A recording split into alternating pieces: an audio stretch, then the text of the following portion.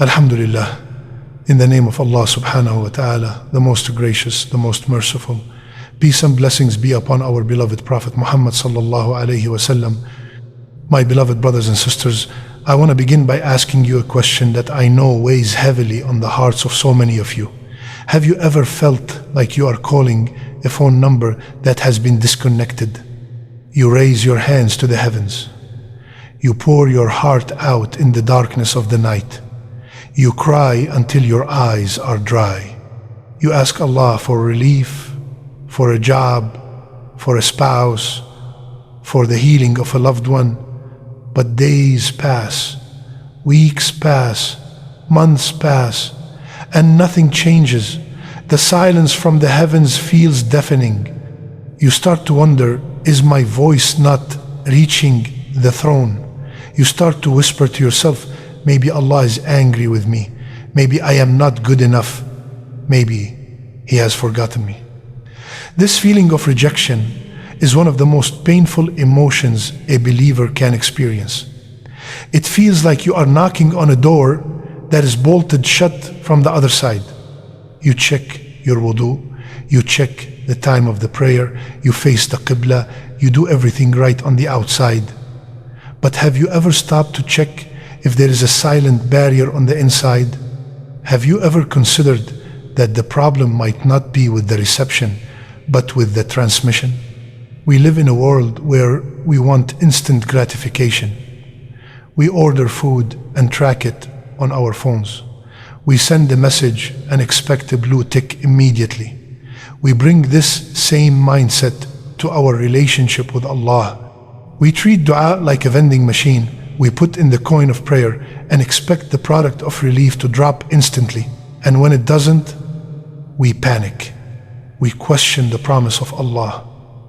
But we forget that dua is not a transaction, it is a relationship. And like any relationship, there are conditions. There are etiquettes. Imagine trying to invite a king to your house, but the path to your door is blocked by piles of garbage. You call him, you invite him, but he cannot reach you because of the obstacles you have placed in the way. The acceptance of dua travels on a path. If that path is blocked by our own actions, the relief cannot arrive. We are often the ones who close the door and then we cry about why it is not opening. We need to have the courage today to look at the debris blocking our path. We need to identify the silent barrier that is suffocating our supplications. The Prophet Muhammad, peace and blessings be upon him, painted a vivid picture of this tragedy in a narration found in Sahih Muslim. He described a man who has traveled a long distance. He is disheveled and dusty, a state that usually invites the mercy of Allah. He is in desperate need. He raises his hands to the sky, screaming, Ya Rabb, Ya Rabb, O my Lord, O my Lord. He is calling upon the desperate names of Allah. By all standards, this man should be answered immediately. But the Prophet paused and delivered a crushing reality. He said, his food is haram, his drink is haram, his clothing is haram, and he has been nourished with haram. So how can he be answered? How can he be answered? This question should shake us to our core. It is a rhetorical question that implies impossibility. The signal is blocked. The man is begging for mercy while his body is fueled by disobedience. He is asking Allah to give him purity while he is filling himself with impurity. Allah Almighty commands us in the Holy Quran, in Surah Al-Mu'minun, with a specific order that connects our diet to our deeds. He says, O messengers, eat from the good foods and work righteousness. Indeed, I, of what you do, am knowing. Notice the sequence. Eat good food, then work righteousness. The fuel comes before the action. If the fuel is dirty, the engine will not run. If the food is haram, whether it is pork and alcohol, or money earned through interest, theft, or deception, the righteous deed of dua loses its power. It becomes weak. It cannot pierce the clouds. We often overlook this. We think our job is just to earn money, no matter how. But that haram income is the silent barrier. It is the invisible wall that stands between your Ameen and Allah's acceptance. So before you doubt Allah's hearing, check your own earning. Check what is entering your body, because it determines what exits your lips in the sight of God. My beloved brothers and sisters, I want to ask you another question that might hit close to home. Have you ever planted a seed in the ground?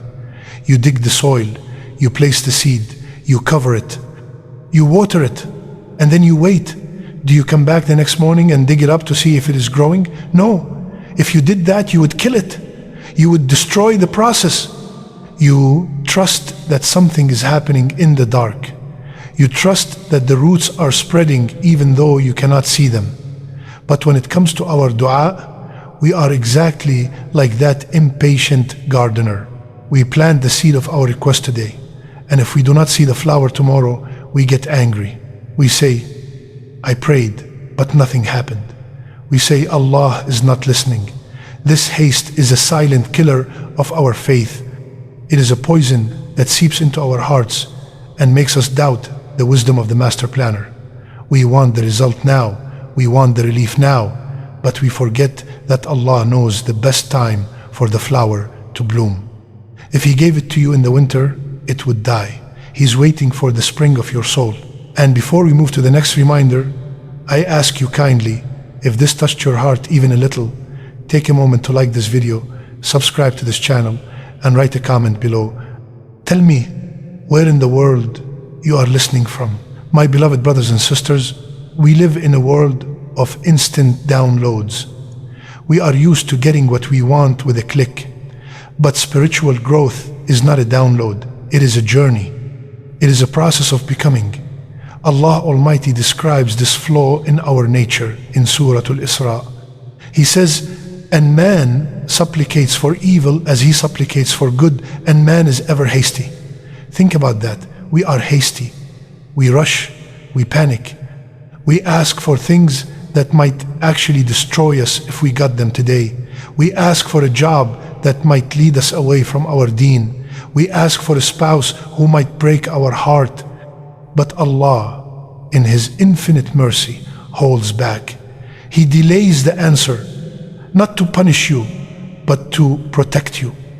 He delays it to prepare you. He delays it because He wants to give you something better than what you asked for. But because we are hasty, we interpret this delay as rejection. We stop asking. We lose hope. And in doing so, we walk away from the door just moments before it was about to open. The Prophet Muhammad, peace and blessings be upon him, gave us a clear warning about this in Sahih Muslim. He said that the supplication of every one of you is granted. Everyone. It is a guarantee. But there is a condition. If he does not grow impatient. What does impatience look like? The Prophet explains it perfectly. It is when a person says, I supplicated, but it was not granted. This sentence is the barrier. The moment you say this, you are canceling your own request. You are telling Allah that His timing is wrong. You are telling Allah that you know better. This attitude cuts the cord of connection. It shows a lack of trust. True tawakkul means trusting the timing of Allah as much as you trust His power. It means knowing that if He is making you wait, it is for a reason. So my dear brothers and sisters, do not be the hasty gardener. Do not dig up your seeds. Keep watering them with patience. Keep nurturing them with hope. The silence you feel is not emptiness. It is the sound of roots growing deep into the earth. The delay is not a denial. It is a time of strengthening. Allah is building your character so that when the blessing finally comes, you have the strength to carry it. He is making you ready. So trust the process, trust the timing, and know that the fruit that comes after patience is always the sweetest. My beloved brothers and sisters, we have spoken about the barrier of haram food. We have spoken about the barrier of haste. Now we must face the barrier that is perhaps the most common of all. It is the barrier of the absent heart. How many times have we raised our hands after prayer and rattled off a list of requests like we are reading a grocery list? Oh Allah, give me this, give me that, save me from this. Our lips are moving, our words are Arabic, but where is our mind? Our mind is at work. Our mind is thinking about dinner. Our mind is replaying a conversation we had earlier. We are physically present, but spiritually we are miles away. We are like a person who is talking to a king while scrolling through their phone. It is disrespectful. It is empty. And because it is empty, it carries no weight. It does not rise to the heavens. It falls flat on the prayer mat. We often wonder why the du'as of the pious predecessors shook the mountains. Why did the sky open for them? It wasn't because they had a better vocabulary than us. It wasn't because they shouted louder. It was because their hearts were fully engaged. When they said, Ya Allah, they felt it in every cell of their body. They felt the desperation, they felt the poverty of their souls. But we treat dua like a ritual. We think the magic is in the words themselves. But the words are just the vehicle. The fuel is the emotion. The fuel is the sincerity.